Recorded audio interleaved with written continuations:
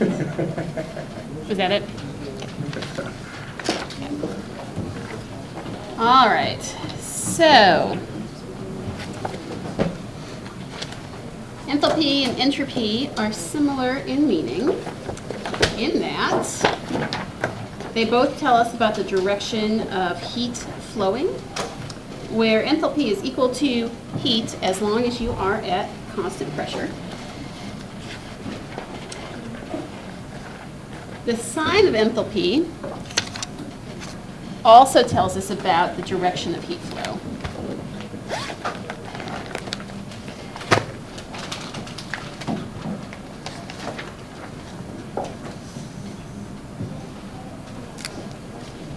All right, so the signs of delta H and delta E are similar in meaning.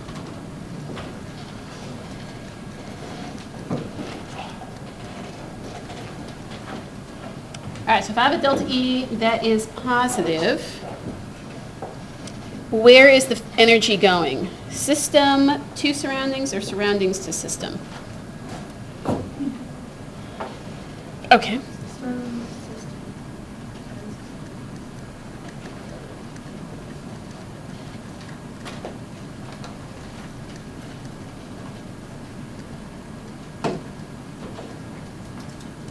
All right, so if E is positive, it's telling me that the energy is going into the system.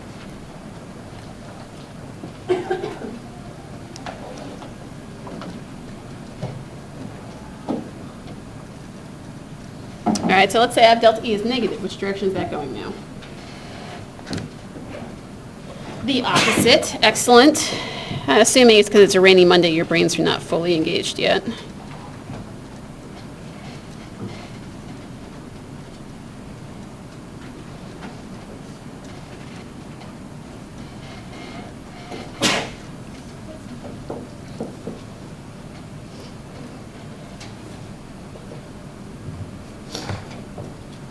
So then, if they are similar in meaning,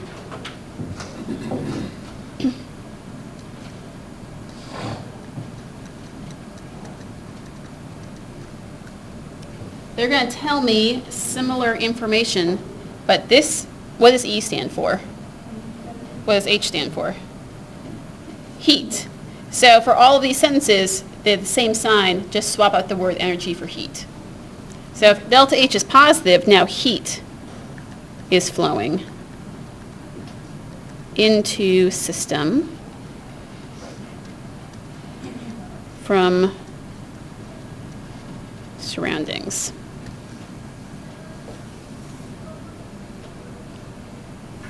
All right, so if heat is flowing into the system from the surroundings, what is happening to the temperature of the surroundings? It's getting colder, right? Because the heat's going into the system. So the system gets hotter, surroundings get colder. And so when we have a reaction like this, we call those reactions endothermic, where heat is going into the system. We're adding heat to the system to help it out. And these are things like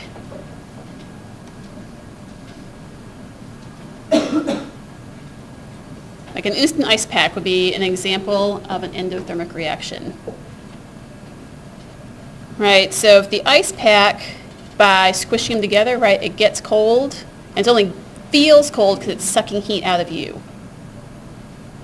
You are the hot thing. You are the surroundings. The ice pack is the system. So it feels cold because you are the thing giving it heat. So you are hot flowing to cold. So in this case, you are not the reaction. The ice pack's the reaction. All right, then if I have the opposite, if delta H is negative, then heat is flowing into surroundings from the system.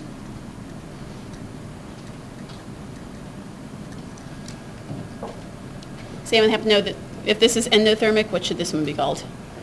Exothermic, right? So if this is exothermic and heat is flowing into the surroundings, what does the temperature of the surroundings do? Go up, right? The surroundings get hotter. And so these would be things like combustion reactions. Right, where by burning something, the air gets hotter.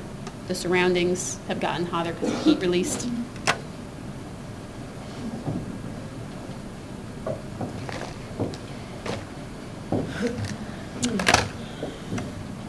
All right, so then let's take a look at an example problem and see how we can use these signs of energy and heat to tell us about which direction the energy is traveling or the heat is traveling. So let's say, if you have your calculators out, go ahead and fish them out. We're going to use them a few times today.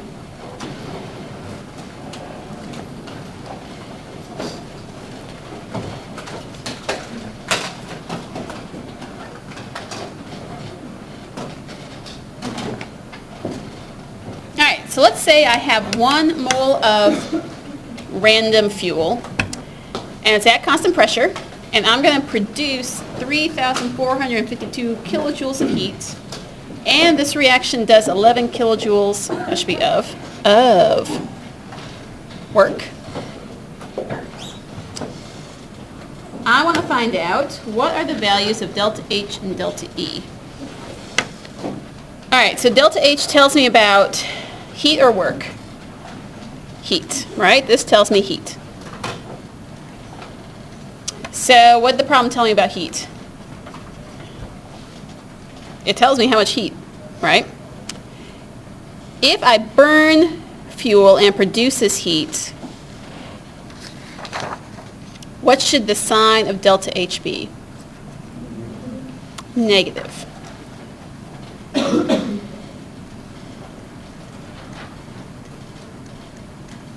All right, so that's it. We're done. So it told me how much heat, and because I know it's combustion, the sign must be negative because the surroundings are getting hot. They're not all this easy. It's just a warm-up. All right, so if I have delta E, what is the equation for delta E? What plus what? Q plus W. So what should I put in for the value of Q? What is Q equal to?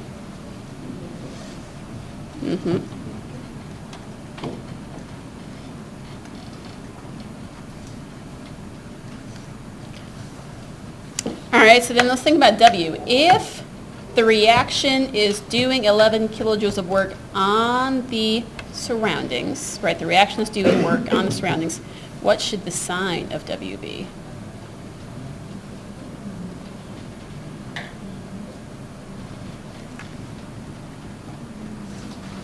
It's negative because it's doing work on the surroundings. How do we know that it's doing it on the surroundings? Because I'm burning fuel and it does work. So the fuel is doing the work. The only way these problems are tricky is because they're word problems, right? So you have to read it and be like, oh, this is, oh, okay. So mathematically, they're not tricky. So the only thing I can do is use words. Yes, Sarah? So if work was being put into the reaction, would that be positive? Mm-hmm. Okay. Yep, yep. I don't even know why I need a calculator. I'm going to need a calculator for this.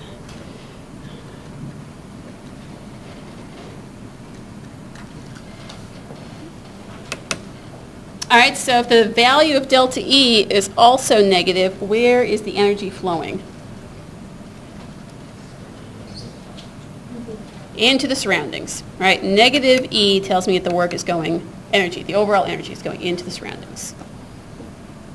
So is the heat going off? So imagine like a fire, right? The air around the fire gets hot. So the heat is going to the air. Because the air was cold, and they want to be at the same temperature. So it's going to flow from hot to cold. So the air gets hot. All right.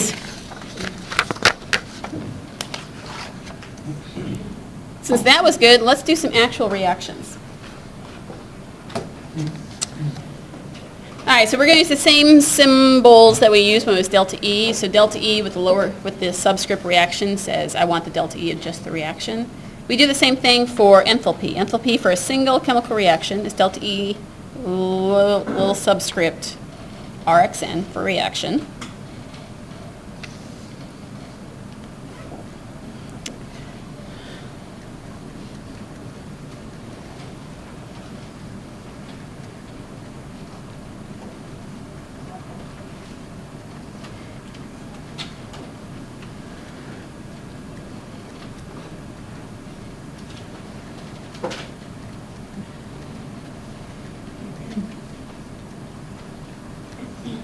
So delta H reaction does depend on the amount of material being used. The amount of heat produced or needed is going to depend on how much you have.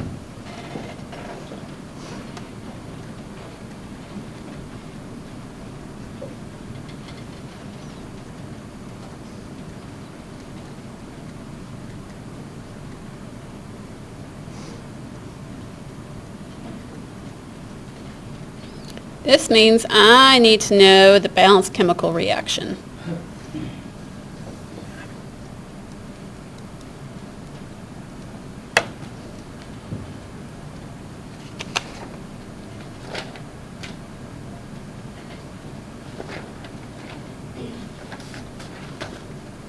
So if it matters how much reactant I start off with, in order for me to figure that out, I have to have the balanced chemical reaction to tell me how many moles or how many grams or kilograms of something I started off with.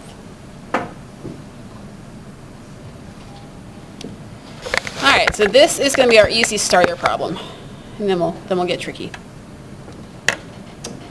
All right, let's say I have this reaction: propane plus oxygen making carbon dioxide and water. What kind of reaction is this if I know delta H is negative? It is exothermic, right? This is a combustion reaction. Delta H is negative, so the heat is flowing out to the surroundings. And so the question is, how many moles is this equation written for currently? How many moles of propane? 1, right? For every 1 mole of propane, I get out 2,000 kilojoules. We need to figure out how many moles I'm actually starting off with. Because chances are this is not 1 mole, 13 kilograms, a smidge bit more than a mole. So first step to this is I have to figure out how many moles I have. So how would we figure out how many moles this is? Suggestions? Where do I get started? We need the molar mass, which the molar mass 3HA is 44.09.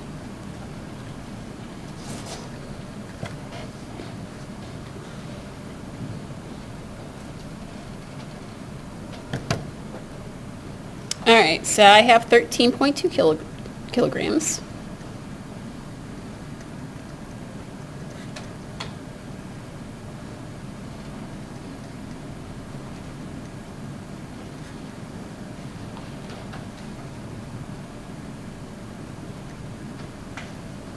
All right, so let's see how many moles that is.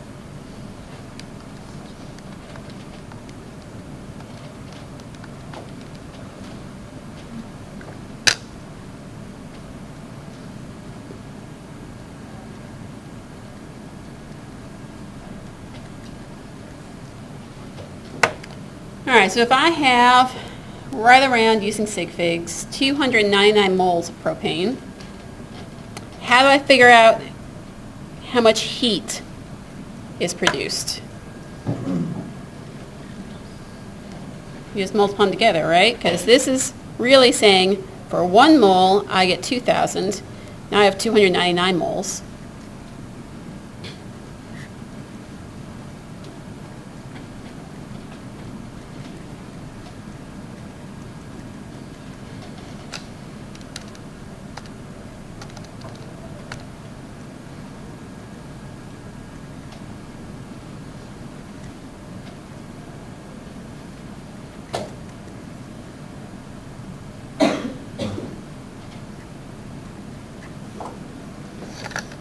about 6 times 10 to the 5th, negative 6 times 10 to the 5th kilojoules. Does that mean that energy has disappeared, the negative sign? No. Where is it telling me the energy is going? To the surroundings, right? The negative sign seems confusing. I'm not losing energy. It's just saying the energy is now out in the surroundings.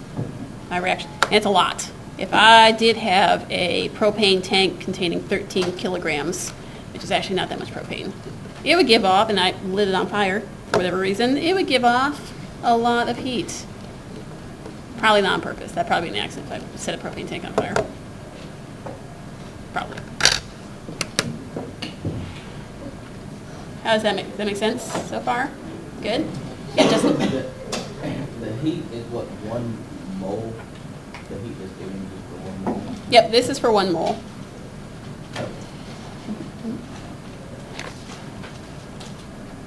All right, in that case, let's look at, what slide is next? My slides got all mixed up. Let's see what slide's next. Here's my little cheat sheet. All right, stoichiometry. Measuring delta H reaction.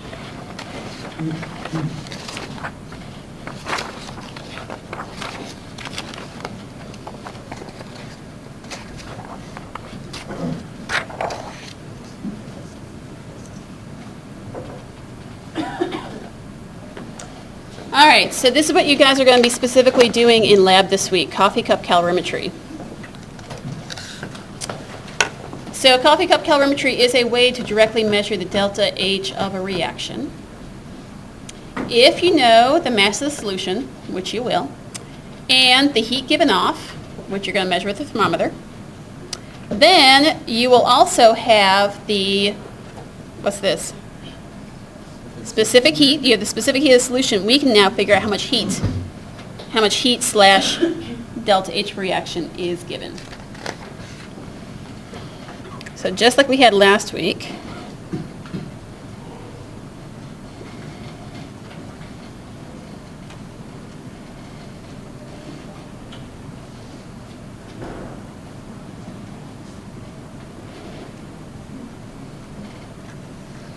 so this is the regular Q reaction, right?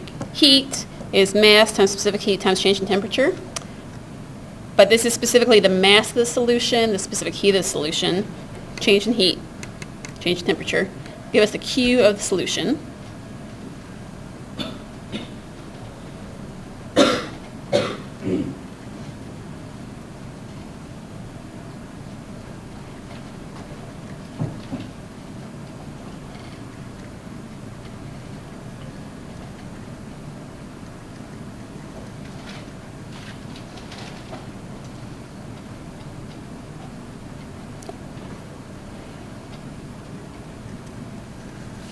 So then assuming we're at constant pressure, we can say whatever heat the solution gives off is equal and opposite to how much heat the reaction was receiving. Or the reverse, whichever way you want to think about it. They're equal and opposite amounts.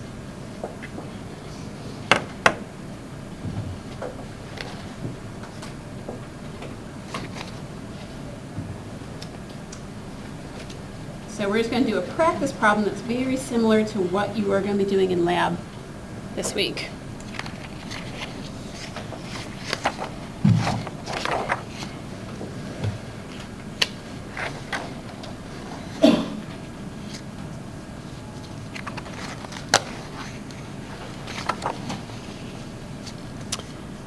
All right, so let's say I have the following reaction.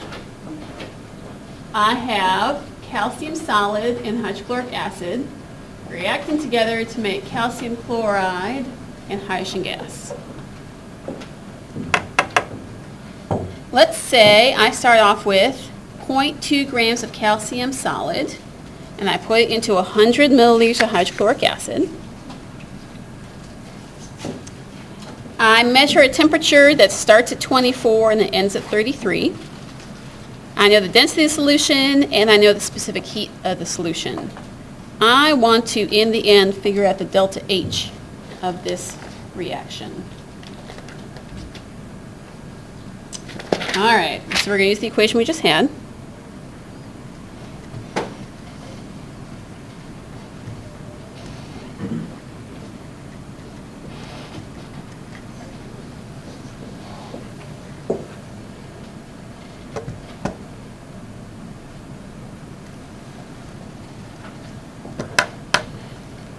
All right, so first question, right, I want the mass of the solution.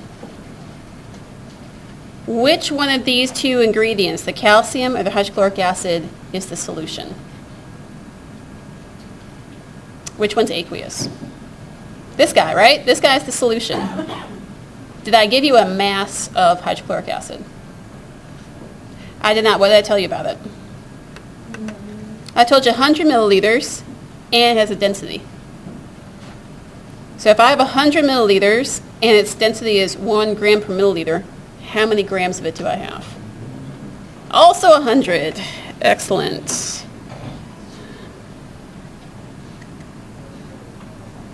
I tried to be tricky, but it's no. All right. Then we plug in this, 4.18 joules per gram degree Celsius. And then what is my temperature change? Is it 24 minus 33 or 33 minus 24?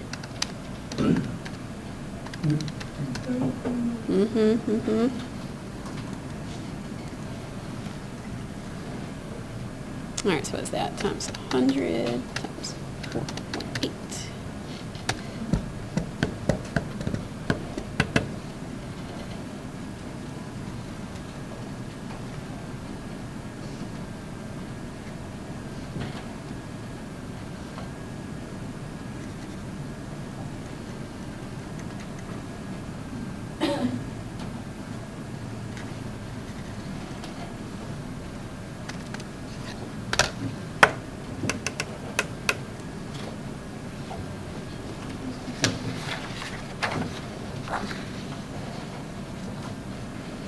Good so far? All right, so that's just the heat that the solution has produced.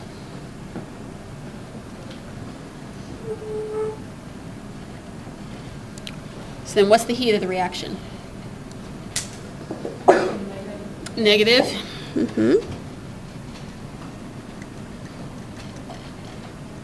You can certainly turn that to kilojoules if you want to, 3.8 kilojoules. So we are like 3/4 of the way there.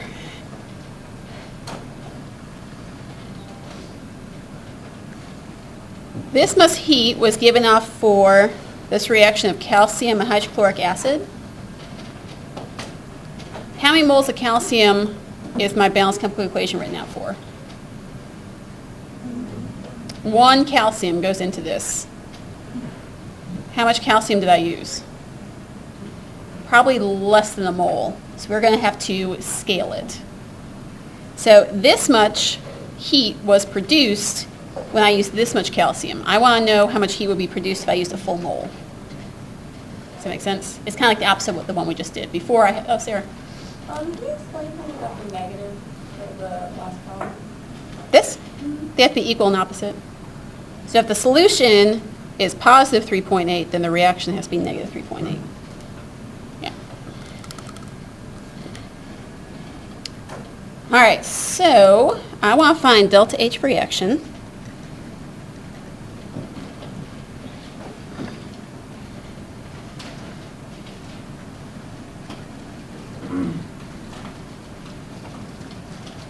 For 1 mole of calcium.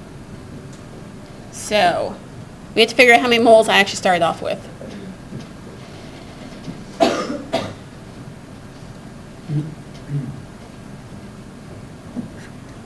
Let's see, where's calcium? Here it is.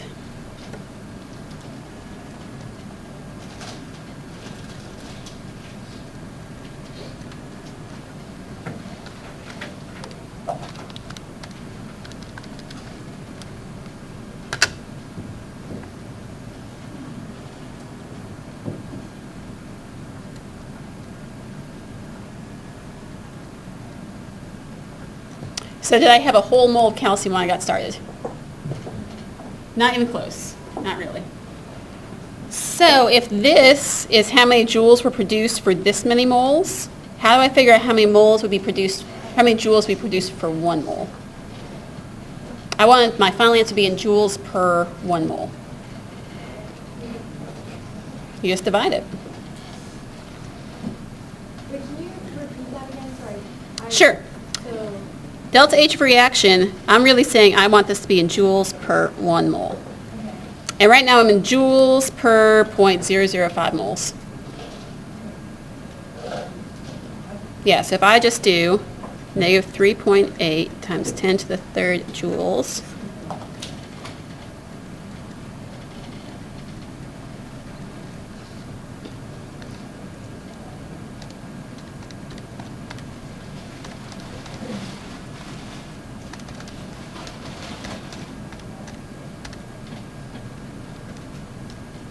let's see, 0.00509.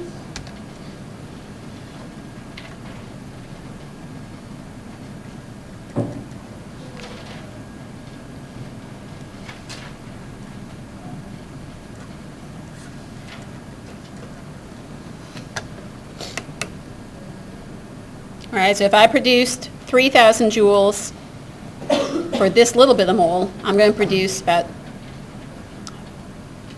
700,000 joules per 1 mole. I'm just scaling it.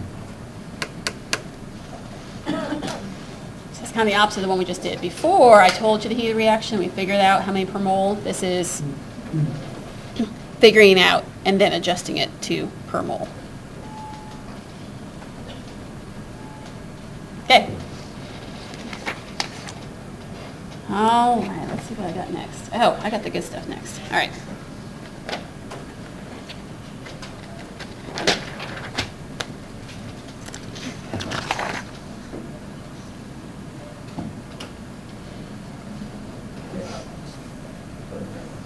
Yeah. I'll at least have time to do one of these. My thoughts is, since Friday's our test, and I usually review on Wednesday, I'm going to start thermochemical equations today. I'll do my 1 or 2 practice problems on Wednesday, and then we'll spend the rest of the time reviewing. And then I'll tell you on Wednesday, we won't get through the last 2 or 3 slides. We'll just do those after the test. We'll roll those over. So for sure, we'll do this slide and then this one called calculate. And then we'll spend the rest of the time on Wednesday reviewing. So, and the practice test is up online, should be working. And just bring your questions on Wednesday. So, all right, so let me get through this part. All right, thermochemical equations. So what we just did is we had delta H of reaction for one reaction, which the stoichiometric coefficients always refer to the number of moles of a substance, right? So I'm saying 1 mole of water going to 1 mole, an ice cube going to a liquid, right? That heating up has a delta H of 6 kilojoules, right? That's an endothermic reaction. The heat's going to the surroundings, or going to the system from the surroundings. If I was going the opposite way, if I am now going to make my liquid water into an ice cube, they are equal in value, but they change signs, right? Because my ice cube melting is endothermic, but my liquid freezing is exothermic, right? Because the heat is going to the surroundings in this case. If I then change it to 2 waters, I have to multiply the heat by 2, just like we did 2 seconds ago, right? Because before I had a whole mole compared to a little fraction of a mole. Same thing, I had 1 mole going to 2 moles. So the amount of heat also has to double. And it's also important to look at what states of matter you are in, because an ice cube becoming water is an endothermic reaction that releases 6 kilojoules, but liquid going to gas is endothermic and requires 44 kilojoules. So it's going to be important when we do these problems to make sure you know what states of matter we're switching between.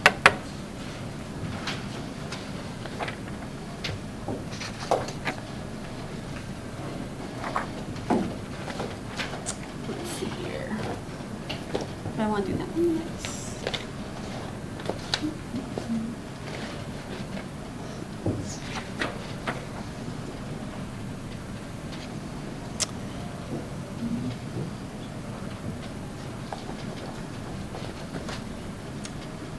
So, one of the things we can do that's neat, because delta H is a state function,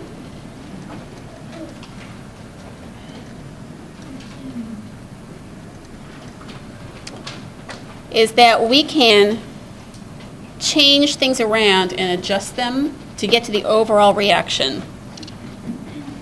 So, looking at my 3 problems, right? Let's say these are all in your appendix, so you would look them up. If I have carbon and oxygen making carbon dioxide, in the back of the book in the appendix it tells you that that is exothermic and releases 393.5 kilojoules. Sulfur plus oxygen makes SO2, and that's again exothermic. And now I have carbon disulfide and some oxygen making carbon dioxide and sulfur dioxide. That also releases heat. The question is, those are great individual reactions, but I want to look at an overall reaction. I want to know this overall. I want to start with sulfur and carbon and make CS2. Do any of these 3 match this? Not directly, right? But because it's a state function, it doesn't matter how I get from these 2 to this. I could pretend to go through all these middle stages to get to the carbon disulfide. So I want to use these 3 reactions and combine them together to get the one I want. So if I'm looking at these,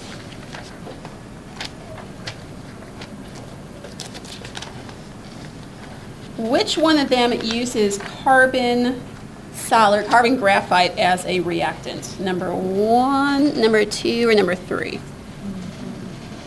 Number 1, right? So I'd have C plus O2 makes CO2. I'm leaving off the states of matter on purpose just because they're already written up here. I'm just rewriting them.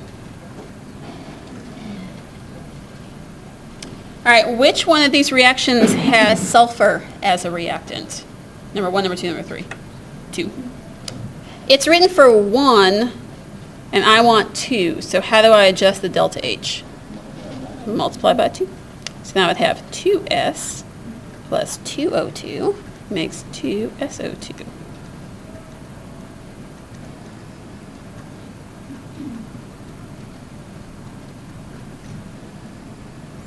All right, so we obviously haven't used number 3. I want the carbon disulfide as a product. So what do I need to do to equation number 3? Flip it over, right? So if I flip it over, what happens to the sign of delta H? Becomes positive.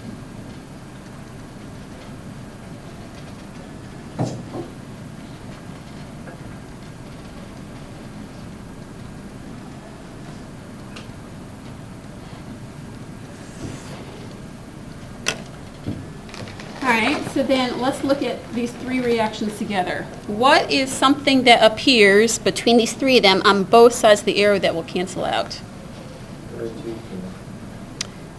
I'll do this one. The carbon dioxide is the easiest one to see, right? There's 1 on each side. How many oxygens do I have going in altogether? 3. How many do I have coming out? 3. One more thing we can cross out. 2 SO2. Yeah, I got 2 SO2 on this side. All right, so what I'm left with is C plus 2S arrow CS2. Is that the reaction I wanted? To find the delta H, I'm just going to add these all together. I do minus 393 plus 2 times that plus 1,072. We should double check my math. Negative 393.5 plus 2 times.